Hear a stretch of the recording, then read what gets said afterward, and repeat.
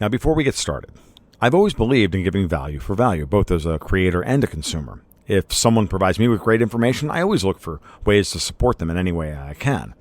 And as a longtime followers of my work, you know that I believe in giving credit where credit is due while keeping the intrusion of ads to a minimum. And if you're a regular listener of the podcast, there's now a different way you can support the show while keeping the show focused on the content. You can do this by listening on Fountain. This is an excellent podcast app available on iOS and Android.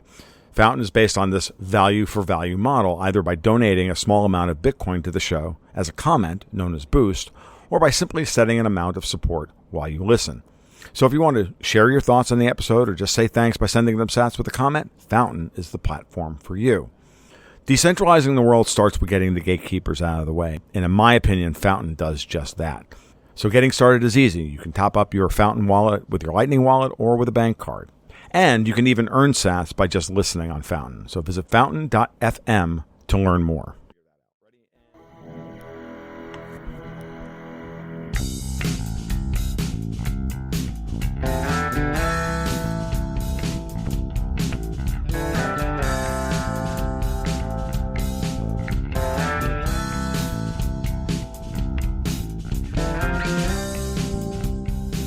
Hello and welcome to the Gold Goats and Guns podcast for October 24th, 2023. My name is Tom Luongo and we have a lot to talk about. It is episode 158, and with the world blowing up the way it is and me literally in, well, you know, I'm long guillotines, lead futures, and rope makers at this point, right? And I'm like, okay, I'm in serious smoke 'em if you got 'em mode after everything has happened and has been happening in between Israel and Gaza. I could think of no other person I wanted to talk to about this than Joaquin Flores over at New Resistance. And Joaquin has been on the show a couple of times before.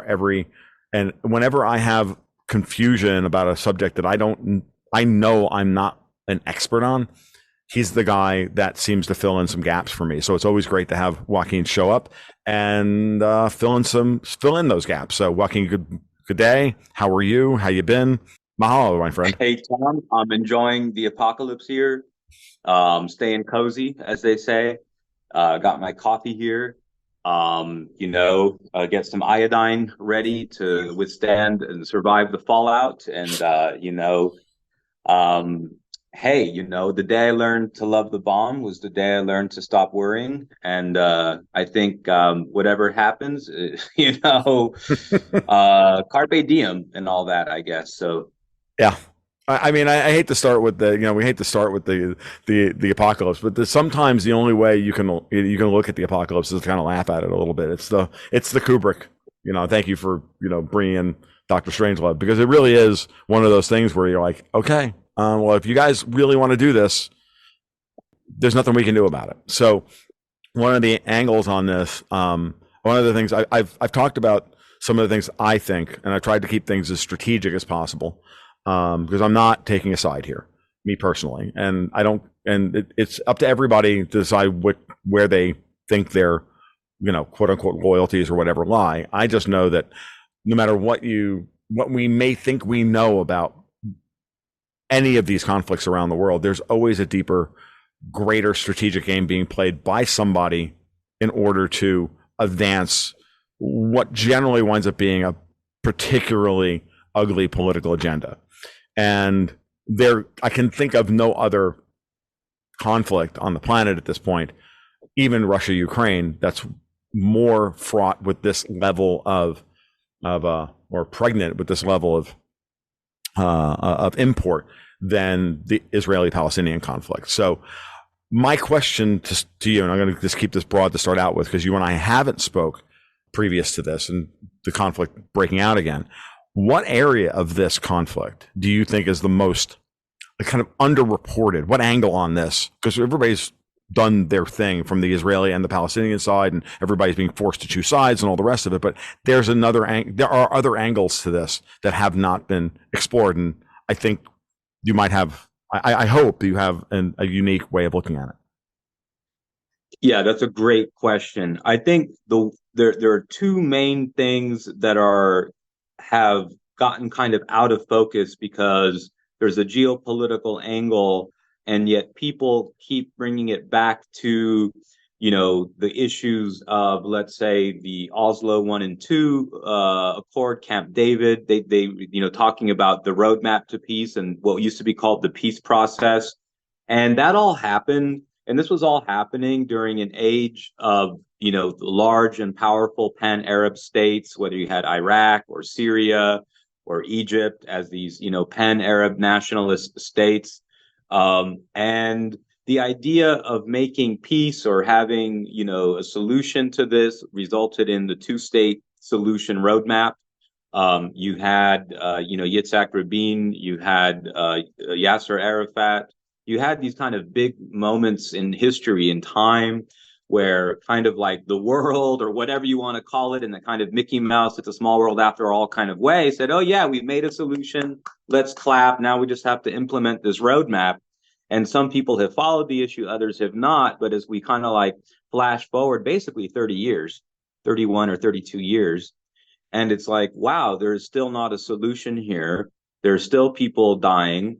You still have, Israel with a kind of difficult to resolve or to manage, but legitimate issue. But then you also have the legitimate rights of people, to self-determine, who are not Israelis, who've been living there for a long time, Palestinians. And it's very hard people don't really want to just hear raw geopolitical analysis, even though that's the medicine to understand the conflict, that people want to polarize it or moralize it. And of course, Tom, there are moral, ethical things going on. But our job as geopolitical analysts is to kind of look at what's going on in terms of beyond, beneath the surface, beyond those categories. But it is important for people to know, however, because human beings are capable of great self-deception. And if they think they're being rational calculators, it's hard for people. I think I excel in this area by not falling in this trap, by not prognosticating things that I would like to see happen. I prognosticate things that I see happening, not things I would like to see happening. I hope actually that I'm wrong about a number of these things, especially as we, take iodine drops and get ready to, whatever, stop, drop, and roll, or is that fires? Anyway, so the thing that's really underreported is how, while we focus on, what do Israelis think or what do Palestinians think, this is something that's being driven by old Cold War geopolitics. And the old Cold War geopolitics no longer exists. That's not my opinion only. That happens to be my opinion. But remember that just in September, Anthony Blinken made a groundbreaking statement, and he said, students of international relations, that's my field, will for generations be talking about this moment in time, basically the speech that Blinken himself gave. And he said, the post-Cold War era has come to an end. And this was basically them saying, we've given up on trying to flip China against Russia. And then he acknowledges the ever growing and ever deepening in all fronts or all directions or all ways, whatever the expression is that Xi Jinping and Putin use to describe the Russia-China alliance or relationship. And so that is the context to understand now where this conflict may go or how it may get resolved, but also kind of what pushed it and what's happening. So one of the things that's kind of also underreported then is that at the ground level, this is no longer an issue of,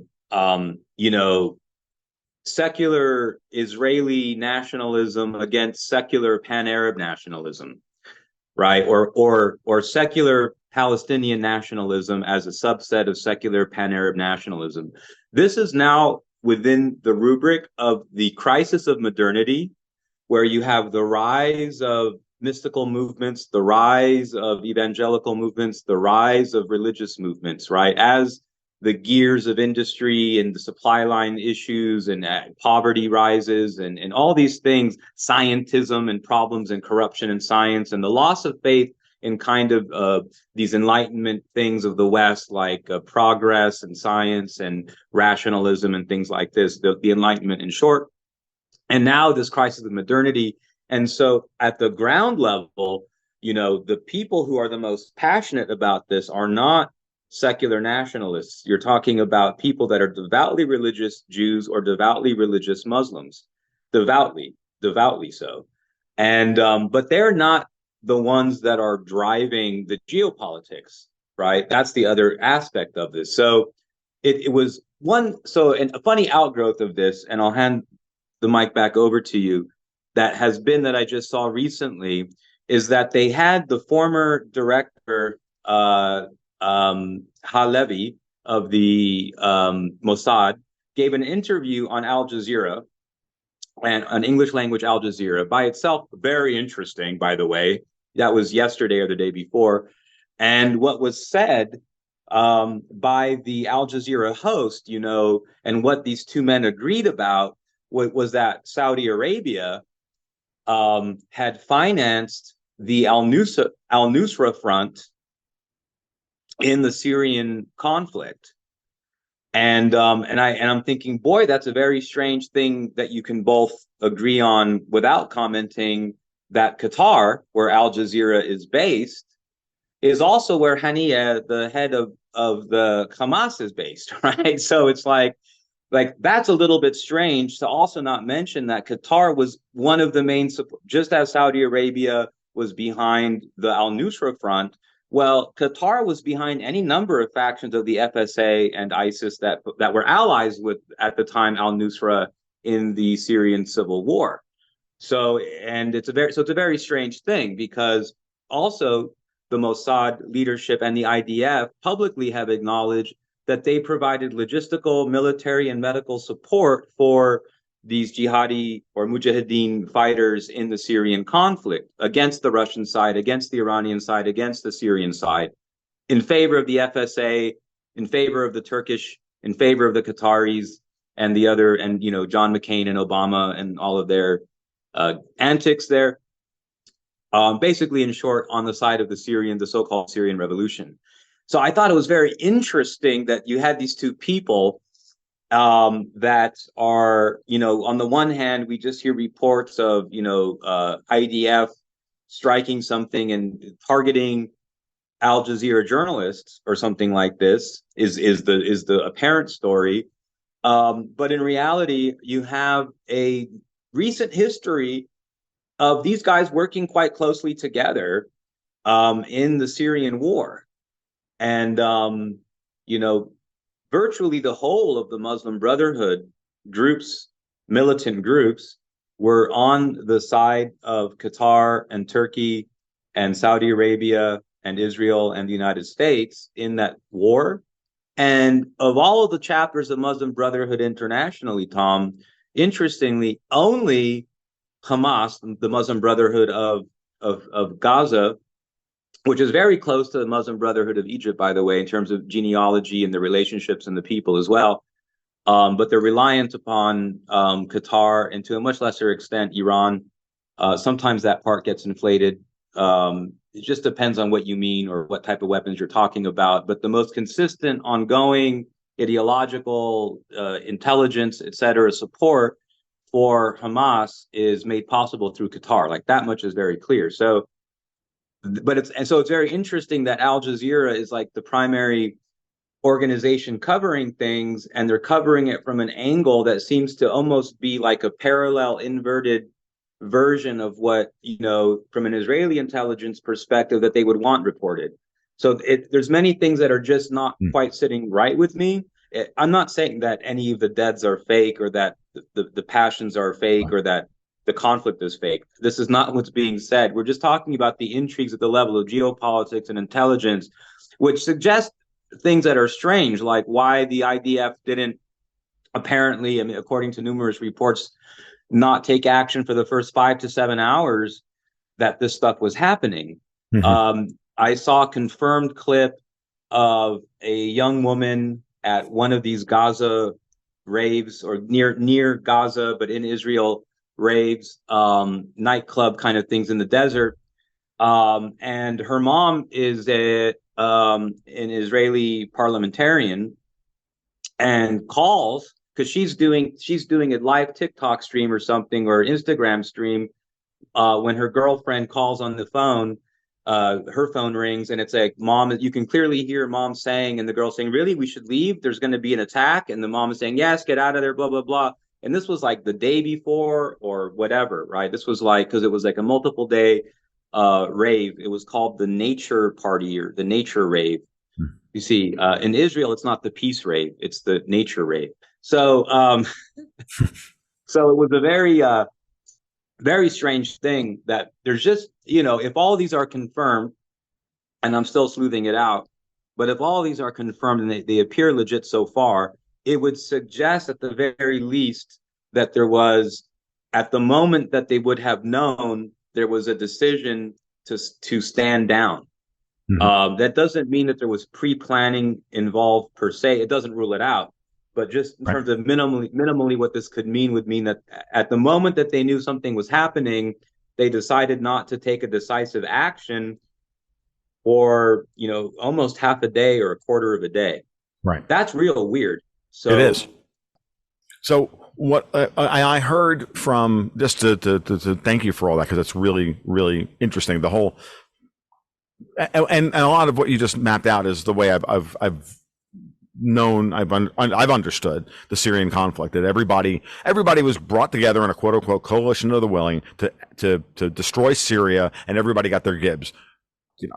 Turkey was going to become the gas hub of the pipelines coming out of Qatar and Saudi Arabia, and they were going to get the 30-mile buffer zone in northern Syria, along with Idlib province, and which would take them down towards the now Russian naval base at Tartus and the airport at Latakia, which were very important to controlling the Eastern Mediterranean. Yeah, there's all of these angles on this, and we know that they were all in cahoots together to destroy Syria, and that however that was put together, whoever put that deal together, be it John McCain or GCHQ or Victoria Nuland or whoever, and Hillary Clinton, right? Because she was Secretary of State during all of this. Right. What's interesting about what you just, so you trace all of that, right? And then you get up to the moment when the attack happens, and you say, okay, I've heard from a number of different sources, and I don't know how credible they are, but that there's that another way of looking at this is that this entire original, like, quote unquote, stand down or lack of response was actually orchestrated from within Israeli intelligence, because the goal was to get rid of Netanyahu because of the judicial reform issues that were going through. And a lot of people within Israeli intelligence and Israeli politics wanted him gone over this issue. Now, my understanding of this is rudimentary. Okay. So you might want to, like, I don't know if you buy into that angle on this or not. And if you do, add a little bit of color here, because I think that will help to sharpen our focus about why, because I'm doing this on purpose, because what I'm trying to get at is that my position on this has been from the beginning, everybody had a geopolitical angle that they thought would benefit them, okay, to allow this thing to happen, right? That the cold warriors of the Brits in the United States would be okay with this because it would give them the excuse to do what they wanted to do. But at the same time, I can see the Russian-Iranian desire to allow this attack to occur, because if they can get Israel and the United States to overcorrect and overreact, you get them into a kind of Thucydides trap if the thing escalates. So the question now is, it's not just, like, from that perspective, you can see everybody sitting back and going, yeah, let's have a war because we're going to win it. And then that's the scary part, is that everybody wanted it. And so what I'm trying to do now is trying to figure out where some of those, break points or some of those angles would have been played, and how people could have been maneuvered into allowing this thing to happen. And then, of course, what happened was, I think, well beyond what either side was hoping, was expecting. They were expecting something probably smaller, and then they got something that they can't now walk back from. So I don't know. And these have been my observations, and Give me some color on that, or what you think is, where I'm right, where I'm wrong, yada yada yada. Well, you had a very interesting thing happen when Biden, whatever that means, was speaking and said, "Oh, that we have that they made the strange announcement at some point, okay, that we are selecting 2,000 Americans, like the right ones, that can go there now instantly if we decide that, but we're selecting them now." And at first I thought, oh, this is buying time, or this is making it sound like you're doing action, because you're not saying you're sending 2,000, you're saying you're selecting 2,000, right? And but you're using the word boots and you're going to send them, and so it's like created that image. But then later he says, and what's amazing is that sometimes he just talks gibberish and says something that he shouldn't say, but is gibberish. Other times he's being very lucid and he just says the quiet part out loud. And you just don't know with him because it's so strange. He's such an interesting character.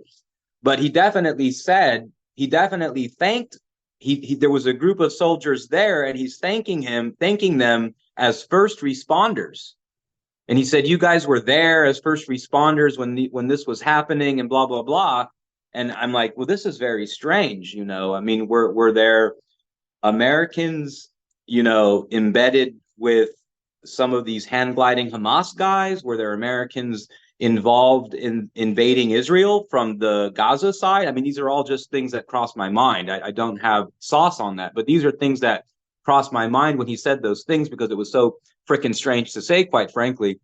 And but yet exactly the kind of thing that they would do. I mean, this is exactly the kind of stuff that they would do.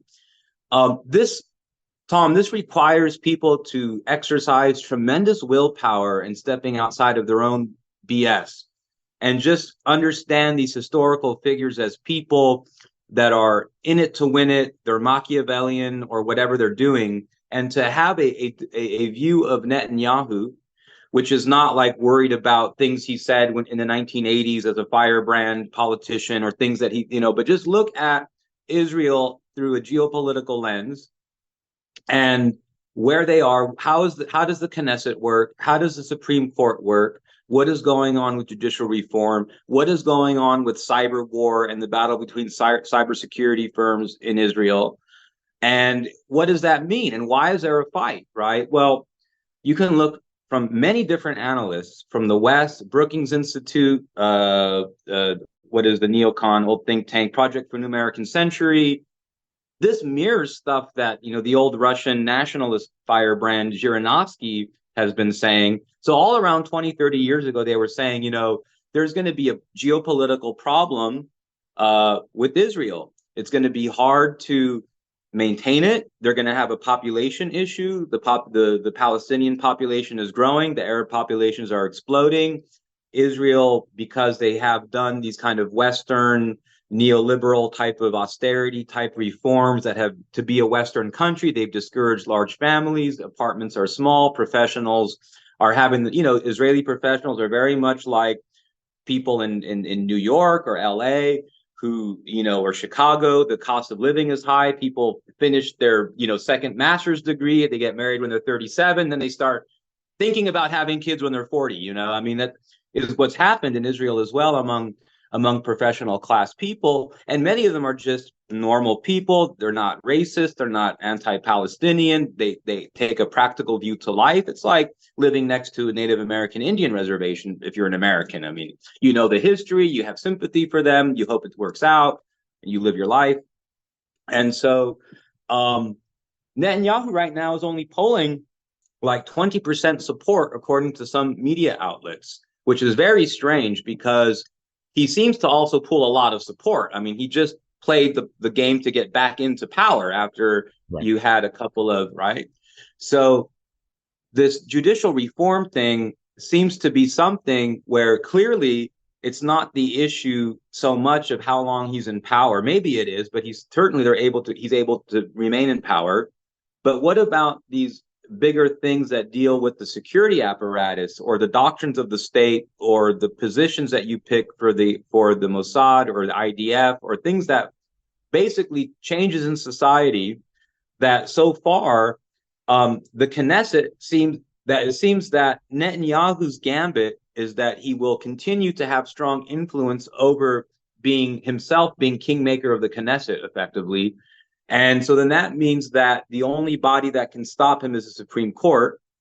So he's basically trying to introduce a legislation so that with a supermajority in the Knesset, like let's say you pass legislation with 50% plus one in a Knesset, then the Supreme Court can say that's unconstitutional, right? And they have a kind of an English kind of living constitution type of concept. It's Okay. not so much, right, statute, but it's like all there in decisions by the court has basically created the body of constitution of court rulings.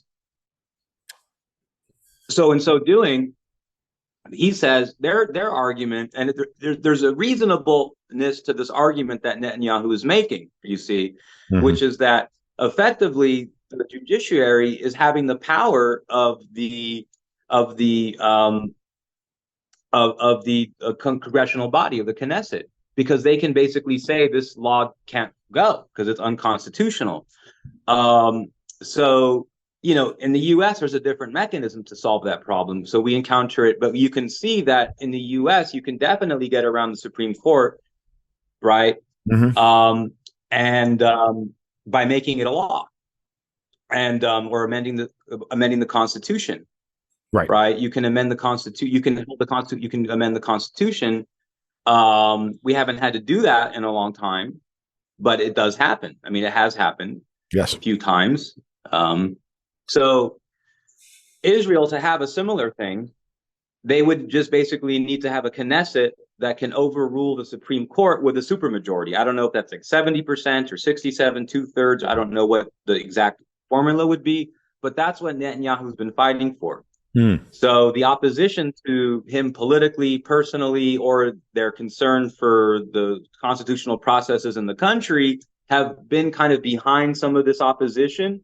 But it's also been other things. There was the COVID lockdowns, the mandatory vaccinations, the infringement on, well, I guess in the US you would call it habeas corpus. Just think about Israel outside of the conflict with Palestine, and just think about it in terms of being like a parliamentary republic that has all the kind of same things that have been going on in France or the US with these kind of issues: austerity, the cost of living, then the inflation, lockdown, COVID, like all these things are part of this narrative actually internal inside of Israel right now. So, that's driving that kind of politics on that level. But broadly, geopolitically, it's like, so the U.S. has what I guess like the Sixth Fleet parked offside the coast of Gaza. And I guess that's led by the USS Mount Whitney, which is scheduled to be retired this year for funding and scheduled to be decommissioned in 2026. So I hope Mount Whitney doesn't somehow sink. If you feel me. I mean, the funding for that boat, which is the flagship, is like ending this year, fiscal 23. So again, another kind of well, think of it this way, in the way my partner Dexter White put it to me, talking about Hamas in the immediate aftermath of the attack. We were having a conversation. He said, I can see this as if you map Hamas to Iran, it's like, well, Iran's in a use it or lose it moment with Hamas, because Hamas is losing. There's a certain amount of asset depreciation here with Hamas, right? Because at a certain point, everyone hates Hamas, like on all sides. And so you can almost you're almost saying to me as well, this carrier group is also a kind of use it or lose it kind of asset, if you think about it from the neoconservative perspective, because they're gonna lose it anyway. You might as well do something with it. And knowing that it's, how the U.S. decommissions ships, sometimes they use them as target practice. That's a known fact. That sometimes they sink them. That's a known fact. So, it would be a shame if they decided to decommission it this year off the coast of Israel, if you feel me, and then blame somebody for it, Also very interesting is that right now, and this is a confirmed fact, is that the USS Mount Whitney has a largely civilian crew, and it is it is. I'm giving. This is an audio podcast. I'm giving Joaquin the oh, that's interesting look. Sorry. Yes, I know because big claims need big receipts, so we're on the same page with this. Mhm. But I was researching this because I was concerned about the things that might happen, and so I thought that was interesting. Also, they have the capacity for one of the purposes of the USS Mount Whitney is also it has capacity specifically named in its like charge of whatever that it can transport and care for civilians that if you're going to remove civilians. I think they can Mhm. hold 2 or 3 thousand civilians, and they Right. already have a partly civilian crew, which is highly unusual for any Asset. U.S. naval asset, Mhm. right? So geopolitically, and in terms of supply line security and stuff like that, like you saw not long ago that Netanyahu got before some body and said, I don't know if it was the Knesset or the UN. I believe it was the UN because he was speaking English. Yes, I see now the green marble background in my mind. Yes, and he's showing a map, and he's basically showing like, look, like we have good relations with Jordan, we have good relations with Sudan, we have good relations with Egypt, we have good relations with Saudi Arabia. These are these green countries, and we're going to build a pipeline from India, through Qatar, Saudi Arabia, and into Israel, and then that's going to go on to maybe to Cyprus and then to Greece, Mhm. etc. Right. So it's like from India to Europe, basically pipeline, and broadly, this is multipolarity, and this is like a different type of brick and road or belt and road initiative that's not Right. China driven, but India driven, right? And that's very interesting to me. Those all seem like very good projects in essence, you see. And Right. and he was touting this also. I mean, he had to include his lines about how Iran is a terrorist state and we must stop Iran and stuff. But besides all those kind of obligatory shibboleths that he had to utter, the main thing that he was saying was like this: look at how, for the first time, Tom, that Israel is economically integrating into the region, Right. right? That's the one thing that the British and other Western powers do not want. They like this strange relationship of carrying forward these Cold War politics and imposing them not just on the Palestinians, but on the Israelis. So Absolutely. that you see what I'm saying? So Hmm. it's a very interesting dynamic that has emerged. And what is the picture that is becoming clearer to me is that Israel is trying to make itself as flexible as possible, which means that it needs to have as stable of a leadership as possible, which means they need to be basically election proof, if you feel me. And they Hmm. need to be able to have a power over the judiciary, right? So that the judiciary can't put brakes on new legislations. That of course, the Supreme Court justices are, very long time or their life appointments or whatever the case may be. And they're institutionalized, from a past time Yep. when there was a different schema. Yep. And so, and of course, that opens up like these questions that so brilliantly you introduced at the top of the show with, what are these different machinations and what's going on with is this a move against Netanyahu, right? And very well, possibly, is Hmm. really my conclusion. So yes.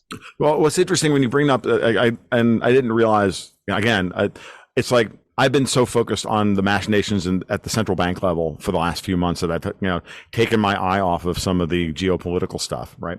So you tell me that Netanyahu's at the UN touting a pipeline to bring gas in to bring it in, and I look at it and through Israel and then potentially into Europe, and I go, okay, well, that's a dividing line between what I would call the Davos crowd and the Europeans and the American or Anglo interests. Because look, the US/UK doesn't want Europe to have access to anything, any oil or gas that comes from Russia or comes from Iran. This is why in my mind, this is why the JCPOA was signed. It's why everybody was so angry about it, right? Because the goal was, and it's why, like neoconservatives, every neoconservative I've ever talked to, and some of them used to be my friends, not because and they're not past friends because I don't like them. It's past friends because I haven't talked to them or they're no longer alive. Would touted as the worst piece of legislation ever passed. Well, as far as I'm concerned, the JCPOA was a mechanism by which to open up European investment into Iranian oil and gas in order to supply Europe. And that the kibosh was put on that by people like Trump, who's at the end of the day, Trump is, for lack of a better term, a royalist, and it's or easily, swayed by effectively British geopolitical incentives. And so I look at that and I say, of course, there's going to be now a fight internally in Israeli politics. Now that the JCPOA is dead, they've got to figure out another way to get, energy collateral into Europe because Europe doesn't have any. Okay, from a big perspective, from the big 40,000 foot perspective, the thing that I've been discussing with people like Alex Craner and others for months now has been this idea that Europe doesn't have any collateral. They don't to undergird their debt markets, undergird their economy, right? And they willingly, thanks to, I would argue, like German Greens, who are, as far as I'm concerned, British assets and American assets, cutting them off the relationship with Russia in every way and making sure that it's dead, so that to isolate Europe and then force them to buy American oil and gas, and with no British nuclear power, hence the Green Movement, right, and all of that stuff. And so this is just to get another one of those things, and the internal Israeli politics are just another manifestation of this, right? Is to keep Israel and Europe starved of energy. Now, like, again, I'm no fan of the European Union. I call it the EU SSR. So part of me is like, this is like mixed emotions, right? It's like the old joke about what's the definition of mixed emotions. Your mother-in-law driving over the cliff in your brand new Mercedes. Well, I don't want to see the Europeans get access to energy because I don't want the EU to survive, but I have no problem with them getting energy once they get rid of the EU. You know what I mean? Like it's like get rid of the EU and then let's stitch the world together with pipelines so that we don't go to war. Maybe getting the energy in there is part of what undoes this Brussels specific relationship with Washington, et cetera. So it's there's the other angle on this is that's why the Italians are so important. Because it's internally within the EU is and Davos are desperately trying to starve the Italians out of major economic status, and they've absolutely starved Italy of gas from the Mediterranean. There are gas deposits that they can't develop that have been capped. We've blown up most of North Africa for these reasons, and so there's all this stuff. To have Blue Stream, Turk Stream is supposed to go through, connect with the Azure. Yeah, they were supposed to be all the energy from the Shah Deniz 2 consortium in the Caspian Sea is actually supposed to wind up through the Trans-Adriatic pipeline. Yeah, absolutely. And you're supposed to have a lot more energy independence for Italy and stuff. So you have a lot of these. The thing is that the Swiss approved that as well, and the big consortiums behind that are like Swiss and Italian dominated.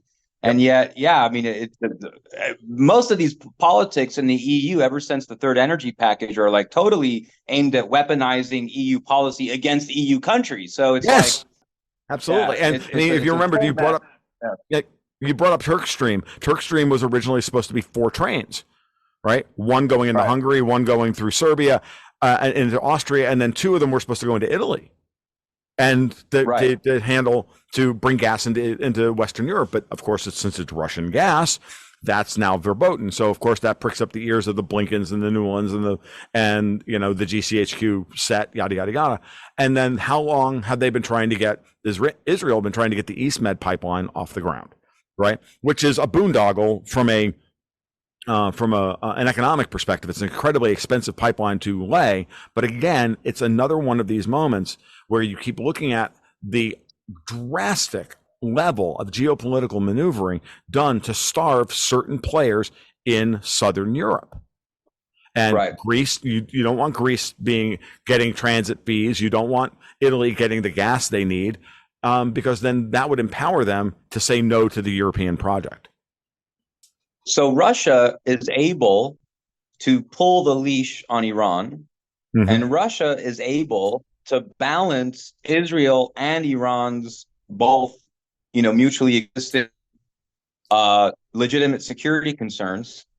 And Russia is in the position to guarantee the stability and lifehood of an India to Israel to Greece pipeline. And in addition to that, how much of that Indian gas is actually Russian gas going this way or Right. whatever? I mean, Right. because you have this whole, they're saying that these sanctions, and this is so strange to me because you always look at bribes and stuff like this, and people who are bought in, they're hedging against their own government, they're hedging against their own policies, and they're actually investing in these Indian or Russian or Israeli energy projects because they're saying things like, oh, doesn't matter even if the war in Ukraine ended tomorrow, we're going to keep sanctions on Russia for the next 10 years. And Right. that sounds to me like saying your investments into energy consortiums with India are solid for the next 10 years. That seems like Mm. that's all what they're saying. They're advertising, please invest in Russia, India pipeline, politics and right and investment. So I'm trying to like wrap my head around what that means when the Eurocrats are hedging against their own future. So Right. it's a very funny thing, right? Right. So I mean, hedging against their own policies, but actually that would help Europe. It wouldn't help the EU as this Atlanticist thing, but it would actually help the countries of Europe if they could get this gas from India, whatever that means. So this was like a project, and Then you got to ask, oh, and here's then another question. There's another side of this. yeah, Why are we trying to build a pipeline from India, a net energy importer that needs its own gas in the first place, to send it all the way back to Europe? Like, how does that make any sense? Like, if because of the the Indians sanctions own against this Russia, gas, why are they sending it to Europe and not using it for themselves? because Nord Stream got blown up, man. I mean, it's like, and it's going to keep, and it balances. It's Russia balancing against China, and it's Russia playing some favorite footsie with India to help improve India's overall profile, their overall footing. Mm. And it helps, and all of that is going to balance.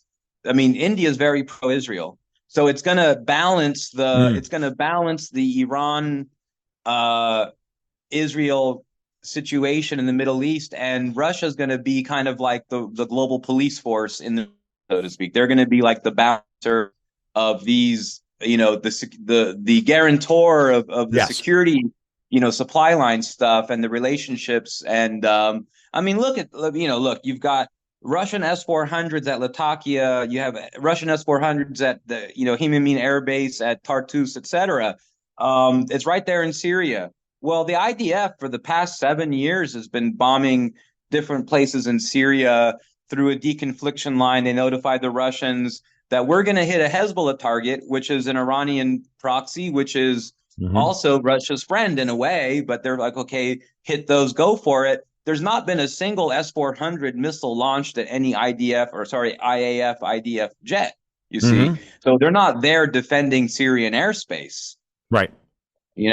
So there's just so many layers to this. It's super interesting, but through this all, the part that we were getting into about cybersecurity fight within Israel and what that means, because there's not just an inter elite conflict about the direction of Israel and their ability to pivot towards India or to pivot towards Russia or to balance with you to have Russia be the guarantor that balances against Iran or whatever the iteration of that looks like for you. The one thing that people agree is that the United States does not have the force projection potential to be the sole guarantor of Israel's security. And yet Israel's legal structure, the political system, a lot of their existing economic deals are all based in that rubric. So it's kind of like, how do you get out of that? And then, well, you're seeing that. You're going to have protests in the street. You're going to have a Supreme Court fight. You're going to have maybe false flags. You're going to have delayed reactions. You're going to have many things that look strange. And of course, the people who want to reduce it to matters of the heart or have every right to do so. But that's just outside of the domain of this level of analysis. Yeah. No. Absolutely. And then it becomes even weirder when you start to really parse. I mean, seriously, I've been saying, I think for a long time now, watching Putin work Syria going back to 2015, it was very clear to me then that ultimately, if you want peace in the Middle East, it's going to be Russia that's the guarantor because of their ability to actually engage in diplomacy by making deals and then sticking to them. Whereas we in the U.S. UK orbit, and I'm going to separate out Europe from this for right now. That the neoconservatives within the U.S. and UK, the old Cold War mentality, which is every ceasefire or every agreement is just a tactic in order to try and stabilize a particular situation, then change the facts on the ground in order to break that agreement to then move forward. It doesn't matter if you're talking about Syria, Ukraine, Israel, all of these things have been done this way, which is why when, like, it's funny, I think for me over the last 10 years as I've gotten better at this, and it's been a process for me. One of the moments where it's like one of the seminal moments for me was when Putin gave a speech. I can't remember if it was at Spieth or Valdai or wherever, and he said that the Americans are not agreement capable. And Andre, the Saker, when he went over that speech, being a Russian, explained that the particular Russian construction Putin used was the implication is these people refuse to honor their agreements, as opposed to not being in a position to honor their agreements. Like there's a difference between wanting to honor your agreement and be agreement capable and not being able to because you don't have the power or the resources or whatever, the assets. But then there's the willful not agreement capable, which is the construction Putin used. And that was a moment that changed the way I see the world, because it then gave you a specific insight to Vladimir Putin's headspace and how he treats everyone and how he treats so that when we turn around and go, hey, we're losing in Aleppo, let's have a ceasefire. And Putin says, no, let's not have a ceasefire. Or Ukraine, hey, let's have a ceasefire. No, we're not going to have a ceasefire because we know what you're going to do with this. And it turns out the Minsk agreements in Ukraine are a perfect example of this. And when she's finally out of power, Angela Merkel explained it all to everyone when she said the Minsk agreements were nothing more than a time-buying exercise for us to build the Ukrainian army with which to eventually attack Russia with. That's right. That's right. And so we have the evidence, we have the past behavior. And in this respect, past is prologue as to and that's why we are in some of the situations that we're in today. And we can also understand why the Russians refuse to negotiate. And all they're doing now is putting terms on the table. And then at the same time, you can see where they would act in a particular way ruthlessly because they believe they're in an existential fight for their own existence against powers that have been hostile to them for 300 years. That a tragedy happens in Israel, and they're like, well, we're going to use it to our advantage. And I can see Putin making that calculus. And I'm not passing a moral judgment here. Like I'm saying, but that's the reality of the situation. And because that's the level that he's been pushed to, or however you want to put it, to, make that calculus and make that decision. And again, look the other way. So. Absolutely. I think that, when I think about the layout and who are the different, we talk about like a Thucydides trap, multiple sides believing that they have an angle to win it, makes it a very interesting question, because normally when you look at like, well, who was behind making this happen, you ask the question, cui bono, right? The problem is that, Iran has an angle that this works for them. Russia has an angle that this works for them. The United States even also has an angle that this works for them. There are many different countries that have an angle, not many, but those and maybe a few others have an angle with which this works for them conceivably as a strategy. So at the very least, as I think you intimated, then you're going to have a lot of reasons that at least people didn't stop it earlier on when they might have been able to.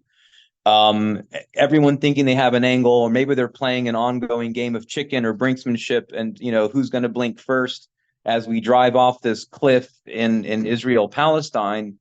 Meanwhile, it's just going to be Israeli and Palestinian civilians that suffer or live in fear, or the paranoia, or the loss of children and innocent people. Just as a level of a human being, I have to get that out there. If we're ever going to talk about this question, I have to say my heart is with innocent people who are caught between the great power geopolitics. And I just hope to the stars, to the universe, that there's a solution, that it happens fast, and that we end the violence. From the perspective of great power geopolitics, this looks, unfortunately, increasingly unlikely, because the buy-in to stop the violence is much less profitable and much less attractive.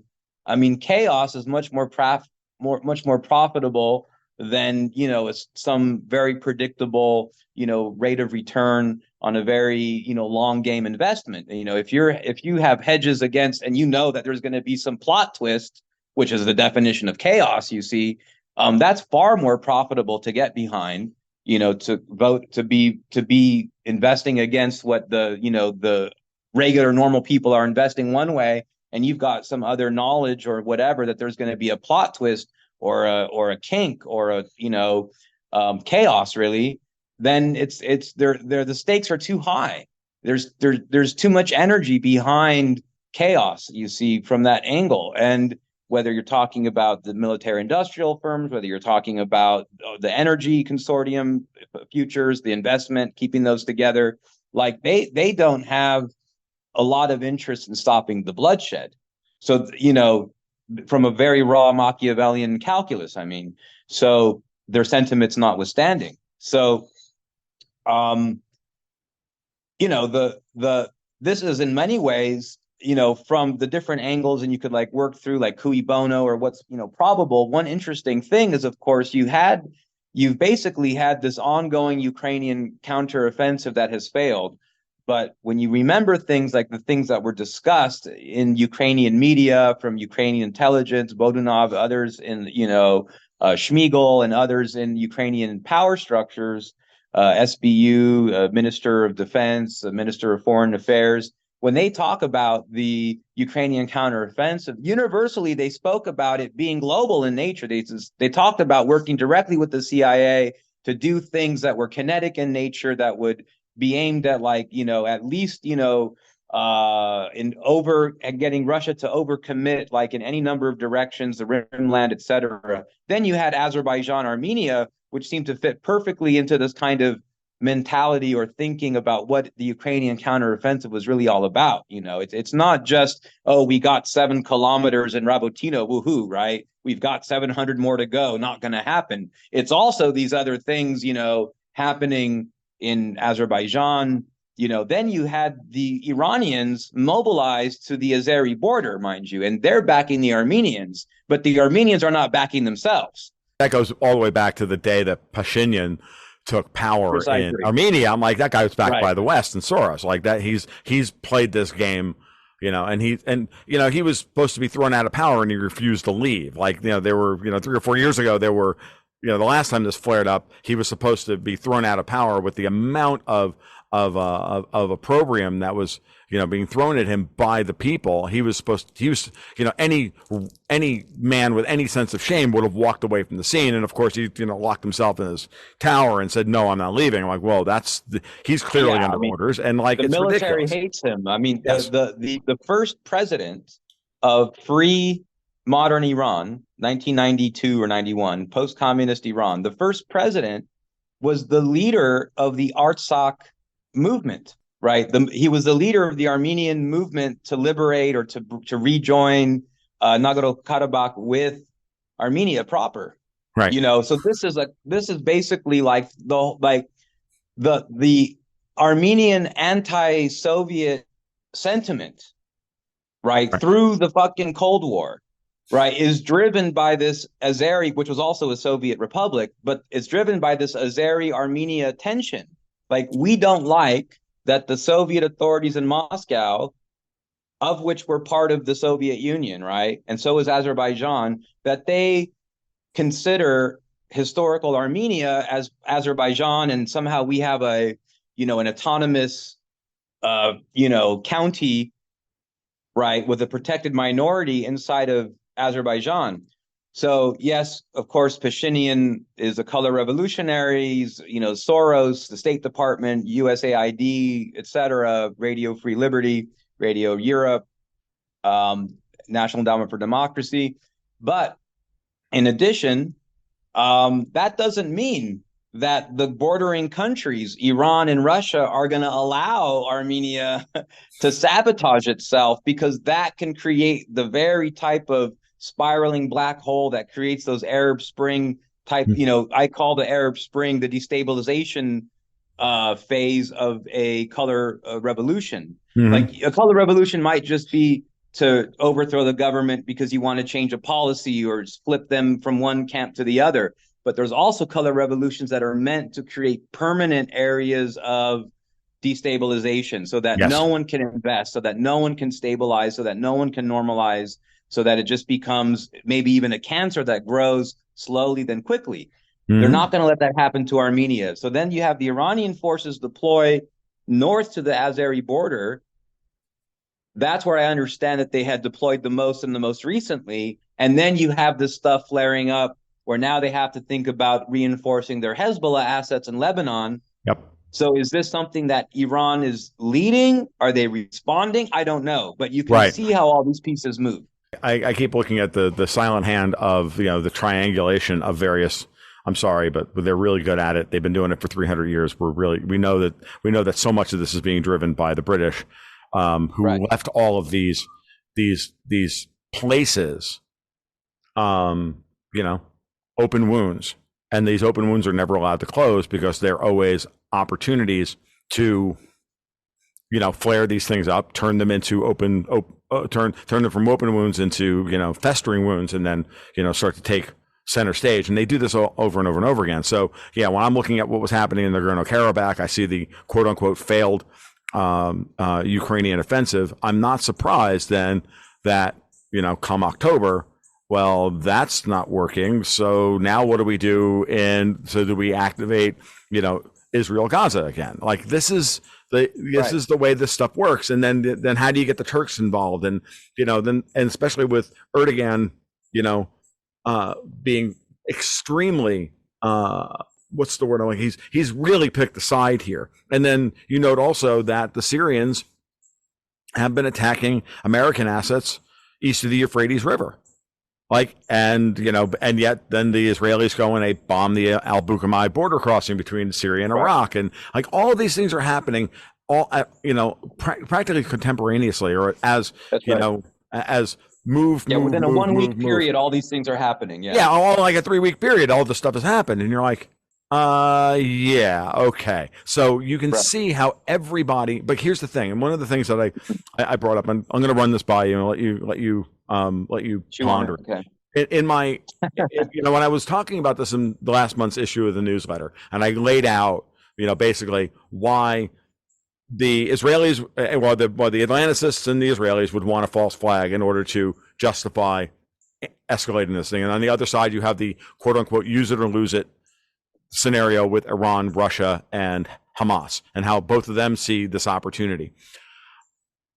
This is all downstream of these are, again, we're going to start a new war of attrition. We're going to open up a new attritional war moment.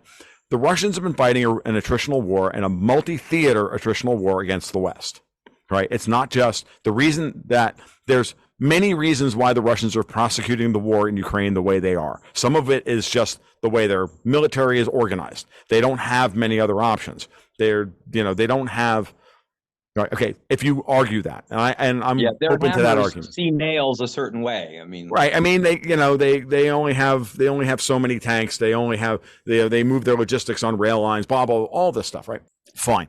But you fight a ground World War I artillery war to waste assets of the West and keep pouring assets in there. Meanwhile, the attrition is being taken on the world stage financially, politically, and everything else. So now you have that attritional war is really having worked out to the Russians' favor. It makes perfect sense for me if Biden is trying to get, and the Atlanticists are trying to get full, we're at this moment when there's no Speaker of the House. We got a mushroom for a president.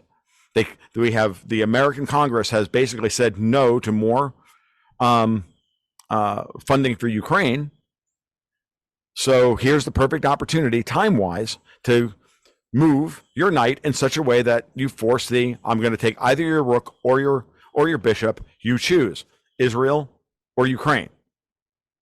And that's the fork. And for the first time in an awfully long time, somebody finally put the West into the position of having to lose one major asset. And that's the way I see this, strategically, which is why I can make the argument that, what happened in Israel was tragic and probably well beyond, again, like I said, what anybody would have thought this thing was going to turn into, the kind of humanitarian massacre crisis that it was. But, when you've got Hamas fighters who are as radicalized as they are after, I'm not trying to make an excuse here. I'm trying to understand the people. And you get, I've watched dogs fight enough to know that what starts as a small fight over a bone turn into a bloody conflict, depending on, on the dogs. Yeah. What happens when when dominance is challenged. So things just happen.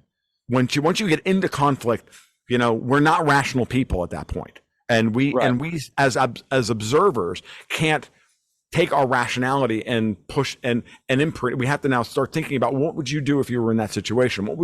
How would you react if you had to get all of this out and you were a Hamas fighter who lost his entire family and or a couple of children and then you have this opportunity to get it all out of your system in this orgy of violence. It's very obvious that it's possible that it could have occurred that way, even though all the geopolitical strategists were just hoping for, 100 guys go across the border, do some stuff and then, flare the thing up. And it turns into something much, much bigger than that.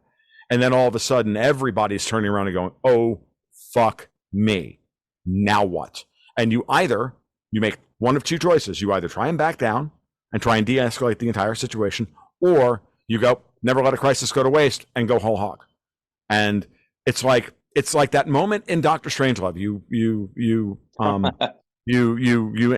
brought it up earlier when after everybody finds out what General Ripper did, and there's George C. Scott saying, well, look, we have a real good opportunity of catching them with their pants down, and making the argument for going, we're here, we're in it, Mr. President, here's your opportunity. And that's what he represents. And that's the kind of calculus somebody is could be playing the role of, George C. Scott and Dr. Strangelove. And if you haven't watched it recently, go watch it again, because this is what happens. And I'm with you, Joaquin. Absolutely. I'm on the side of humanity here. I'm on the side of the innocent people who are being placed in this situation, and it's horrible and horrific. And now we are all, at a certain level, endangered by all of this, and everybody's playing a very dangerous game. And it's the kind of game that could wind up in a bad place. I got some text last night from a friend of mine, a patron of mine, and asked me about what was going on. And I said, he's like, and I said, like, we got 12 carrier groups and all of this other stuff. And I'm like, yeah, and 12 Kinshalls. If you put them in theater, take them out, because we can't defend against them at all. This isn't your father's war, where it's an aircraft carrier based war. You and I remember you saying this when talking about Syria. It's like it's not the same conflict anymore. As military assets, aircraft carriers are not the same thing that they were in times past. They are force projection platforms for asymmetric warfare, where you radically outpower the person your target militarily. This is so. I asked the question. I'm like, well, where are the carrier groups actually at this point? Are they outside of Iran's ballistic missile range, out of Russia's missile range, which is why the base at Tartus is so important, which is why the Russians, the presence at Yemen and Syria is so important, because it gives them the ability to start there and then, push out the carrier groups. And it's very clear to me, because look, if the truth of the matter is, if we weren't scared of those weapons, there would be a carrier group in the Black Sea. Where seconds matter, Russia has minutes head start. Where seconds matter, Russia has minutes head start by having its assets right there. When I think about this kind of long game and inside baseball, I can see that, and we may have talked about this before, is that Europe is the low-hanging fruit. Continental Europe is the odd man out. When you look at, for example, India and Russia, right? Well, also we talk about India, but among the families of the English or British ruling class, like, how many of those companies were really nationalized? How many of those assets or how many of those companies have 40% or 30% British co-ownership, or individuals that are British that own in there? Or what about South Africa? Why is Musk so interested in Russia? Well, think about BRICS and think about how the English and the Americans have multiple ways to backloop into BRICS, through South Africa, through India, the Americans through Brazil, right? And so it's Europe that's kind of being forced out of the world through these sanctions. The British and the Americans have back doors back into, there might be a world where you have kind of a BRICS-based denomination. You have the Western Atlanticist denomination, the dollar, whatever. You have, a basket of currencies, but it's like Europe is the odd man out militarily, geopolitically, because they don't have sovereign control of their own political processes. So they're like, here, go, sit on this sword, go take a jump on the sword here. It's very, very strange. And then there's Viktor Orban goes to Beijing to meet with Putin and Xi, right? And Vucic was there too. Yeah, exactly. Why? Because it almost is a big signal to me that Ukraine as a thing is almost over. Right? Because now they're, look, that there are back channels, there's deconfliction lines, also that the State Department is effectively run by British aligned neoconservatives. So having someone like Viktor Orban be the messenger of what's coming next makes sense. And it's funny. I look at all this stuff and I say to myself, I don't see the American Department of Defense wanting to fight this war that the politicians are trying to get us into. I don't see that. If I saw that, we would not have backed down at the NATO summit in Vilnius. We would have pushed for, Ben Wallace to become General Secretary of NATO, the UK at the time, the UK Defense Minister. There would have been an upgraded path for Ukraine to join NATO, and then we would have had World War III. There's no congressional method right now to fund this stuff. I know. And that's no accident. No. Yes, exactly. There's no accident. I know it's no accident. I've been saying that there's a counter-revolution happening in the United States politically behind the scenes for 2 years now. That's right. The issue is not the money. They can make the money available to Ukraine. The problem is that there's nothing to fucking buy with that money. All of the weapons have been spoken for. And now that people see that there can be other conflicts popping up, do you think that Israel is going to allow any more of its weapons to be given to Ukraine? No, they're saying we need these things. That's actually blowing up in Biden's face that they had Israel hand over their 155 howitzers and other shells to Ukraine. That they would love to have those right about now. Ain't going to happen. So this is and then Zelensky requested to come with Biden to Israel, and Israel said no. And why? Right? Well, very obviously, dude, no one loves you anymore. You're out of it. We're not going to allow you to get FaceTime in here or act like you're the helper or you're on our side or whatever. You're a liability, bro.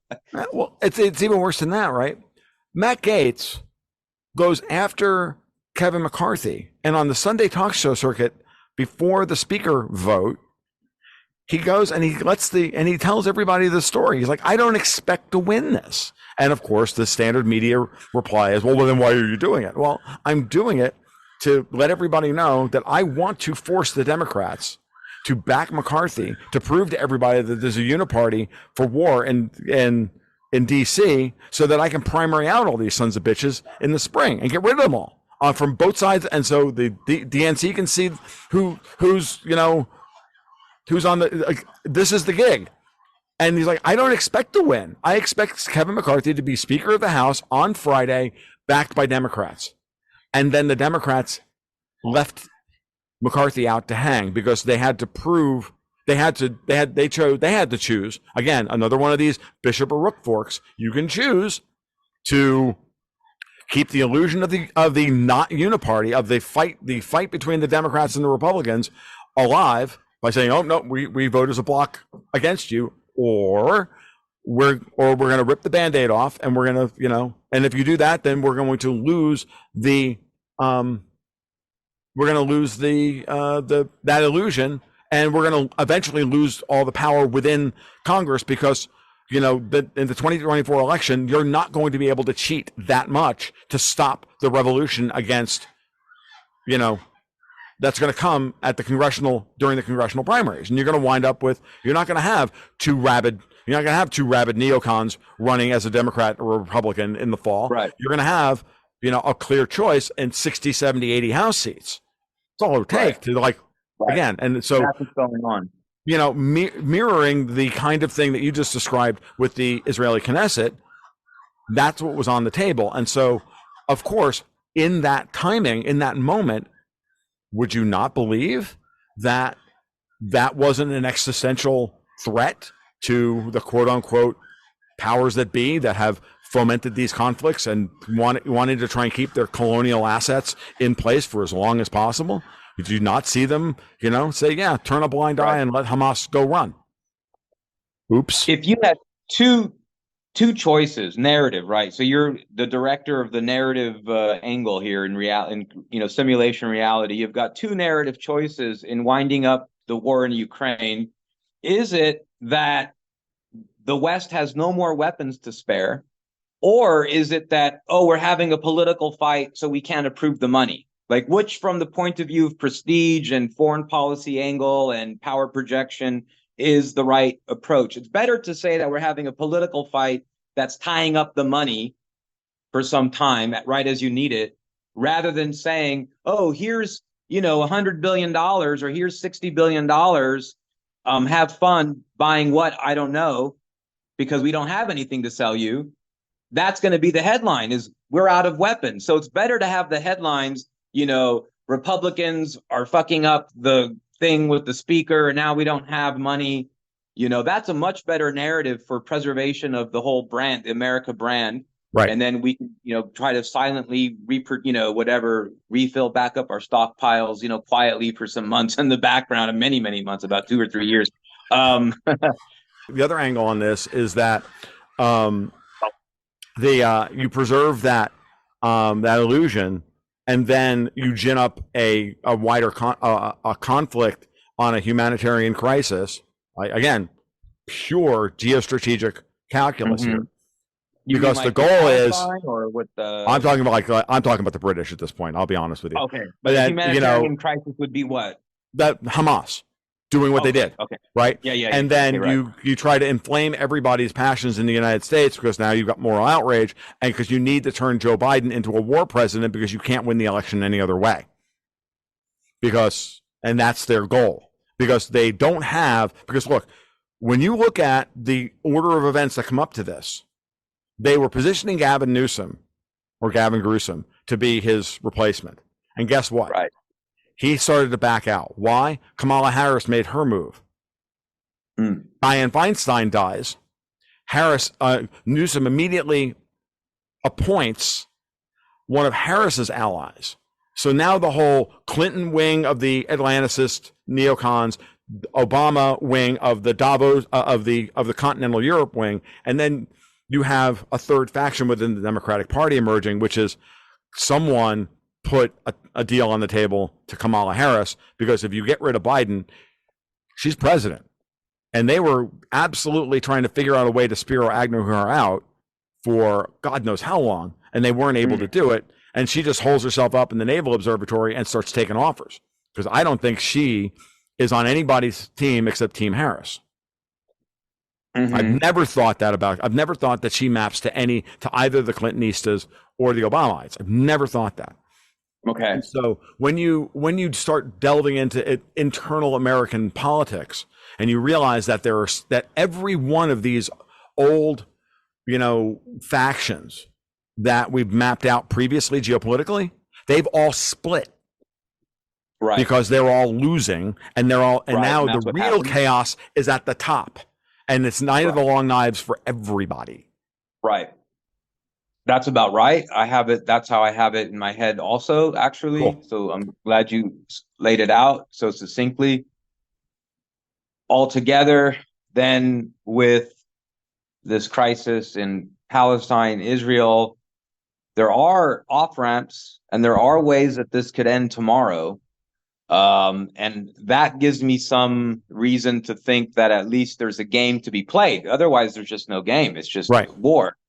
As long as these off-ramps are viable enough, I think that it's a good hypothesis that this was angled also against Netanyahu, and that this is something going on in the military intelligence service on the side of the British to destabilize or to create this problem, and that Netanyahu is likely trying to have the power to be able to accomplish some type of landing, realignment, these development deals, integrating into the Middle East for the first time. Independent of this, it's like very obvious that just think about businesses, the people, the tremendous human technical capital in Israel and its development. The idea it's all, the Mediterranean is small. It's a lake, it's a big lake. And the idea that it's that far from Europe is not that far from Europe. It's just a lot closer to the countries that it borders.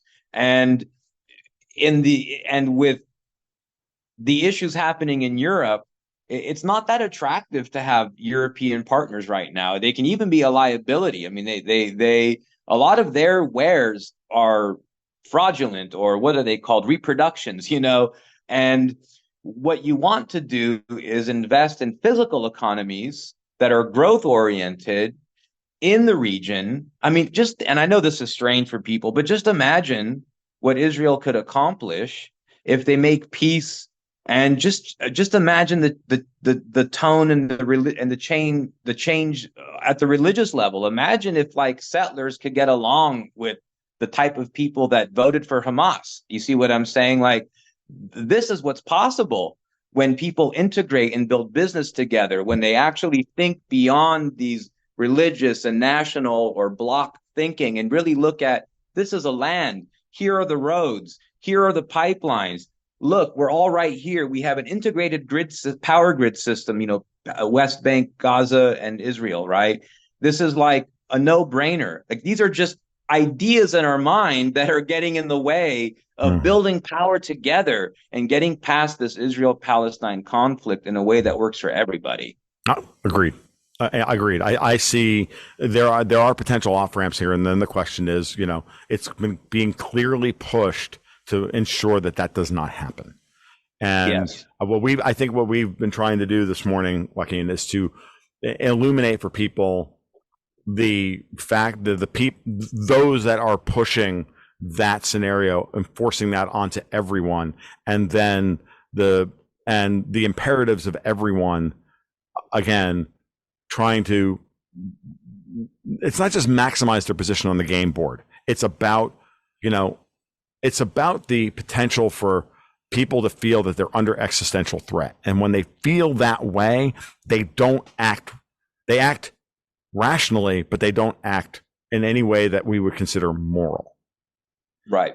Because they can't. They have lost that luxury in many ways. And I just want everyone to understand it like that, and it's again not taking sides here. It would be so. But again, when you think about when you look back on the last 5 or 6 years, this is why I kept bringing like up the idea of not agreement capable. It's very clear that the Russians, the Chinese, the Iranians, the civilizational powers of Asia have all tried to negotiate a settlement. They have offered settlements over and over and over again. And since the Biden administration has taken power, we have engaged in non-diplomacy, anti-diplomacy. And there's nobody home. Right. And there's no one to make a deal with, which Putin says all the time. So there's no partner. Clearly, no one wants to make a deal. And so that means that we have to continue to fight this out until the rabid dog finally submits. That's about the long and short of it. All right. I'm glad we had a chance to have this talk, man. I really do. Likewise. It was a lot of fun and sobering, but at the same time, I think also really illuminating. I really appreciate you putting in the color on some of the angles that I hadn't considered, especially the Qatar angle and other stuff. It was really, really valuable. I hope that people take this seriously as to what we were trying to accomplish this morning. So thank you. Thank you for having me. Absolutely. We'll do it again soon. Great. Thanks. Well, that'll about wrap it up for episode 158 of the Gold, Goats, and Guns podcast. I really want to thank Joaquin for his unique insights into the world of geopolitics. It's always such a pleasure to sit down and bandy around ideas with him. I've learned a lot from Joaquin over the years, and I consider him not only a friend, but a tremendous asset in this fight for the future of humanity, to be honest with you. So with that said, we're about done. So as always, you can follow my work over at my blog at tomluongo.me or goldgoatsandguns.com. You can follow me on Twitter at TFL1728, and you can support the work over at Patreon/goldgoatsandguns, where you can sign up for either the twice weekly market reports and private blogs, or you can add to that the monthly Gold, Goats, and Guns investment newsletter, which is all original material with a portfolio designed to help you make some sense in this crazy world. As well as you can also follow Joaquin over on his Telegram channel at New Resistance, as well as you can support him on Patreon as well. The links will be in the show notes to this episode. So with that said, I'm out, folks. You guys be well. You take care. We'll talk soon. And keep your stick on the ice.